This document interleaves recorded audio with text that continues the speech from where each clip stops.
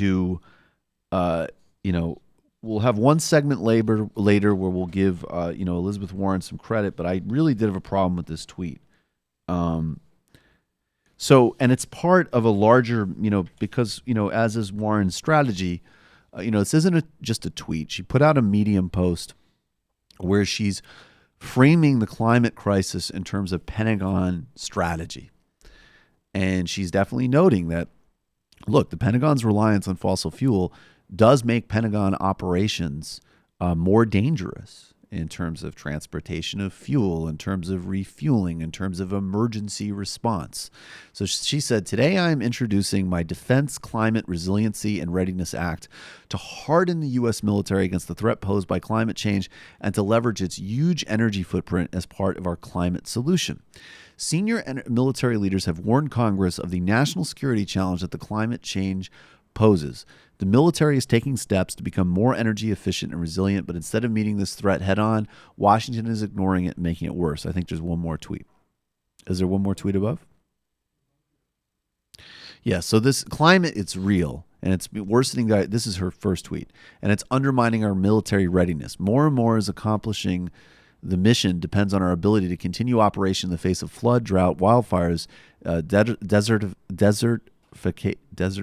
I'm sorry, I cannot pronounce that word. And right now, an extreme cold. So here's my problem. One, it's objectively true that the Pentagon as a DC bureaucracy is both massively and definitionally wasteful and harmful to the planet, right? Operating a global a global empire of any sort leaves a huge ecological footprint. Then there's also the ecological footprint of, munitions being exploded across the world. The ecological footprint of everything from drone warfare in Somalia, Pakistan, Yemen, ongoing military conflict and refueling in Afghanistan. Look at what we have done to the ecology of Pakistan. Rafia Zakaria writes about this. Down to the fact that a place like Vieques in Puerto Rico under ongoing colonial occupation is still recovering from being used as a U.S. military test tube. So I do have a moral objection to this. And I think there is a central contradiction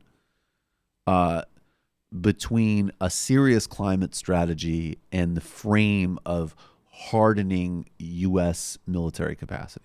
Now, conversely, the U.S. military has been well ahead of other branches of government in moving forward on efficiency and recognizing the threat that climate change poses. The Pentagon, going back to the Bush administration, would have Pentagon reports where they would note the security challenges of climate, even as you had, in practice, a full-on climate-denying administration. And that's why people like Thomas Friedman, when they were doing their muscular, green, but not green, let's call it geostrategic, capitalist, patriotic, were always talking about the Pentagon as the sort of vehicle. Now, the third component is there's no doubt that the Pentagon has always been a massive source of R&D. That's where the government spends. We starve other sectors, but we spend a huge amount on the military.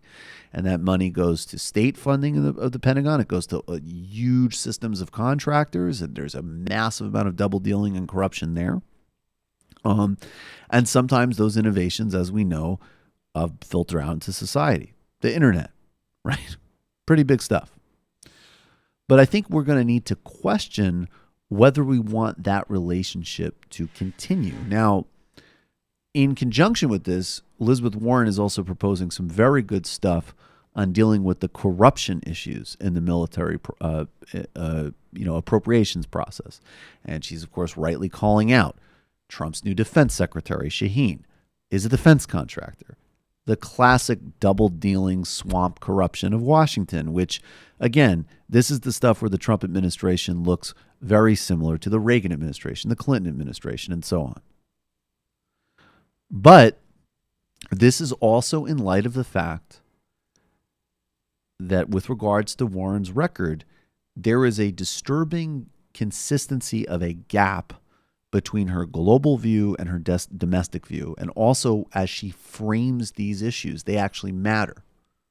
I want Bernie to go further, but Bernie says we need to take on the military-industrial complex. I saw him say that in Brooklyn.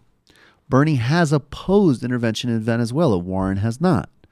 Bernie was willing to criticize modestly Israel, while Warren was defending even the 2014 onslaught and mass killing in Gaza, where a UN school was shelled, a behavior that was so atrocious and abominable that even Joe Scarborough criticized it. And I want to point out, and we're shrinking here, if we go back for the whole career, I'm sure Sanders has voted and protected military programs and defense allocations I would disagree with, and conflicts that maybe in retrospect were wrong, like the bombing of Serbia. That's fine.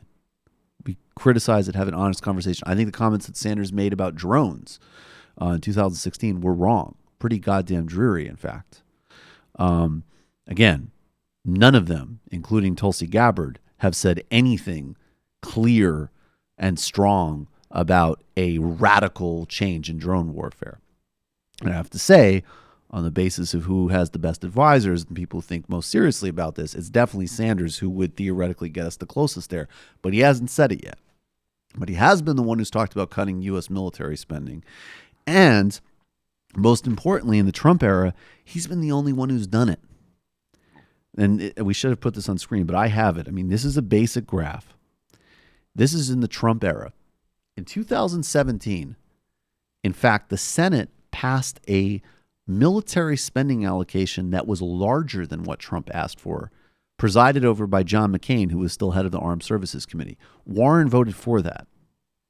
In fact, here's the 2017 budget, $218 billion for military spending. Sanders voted no in 2017.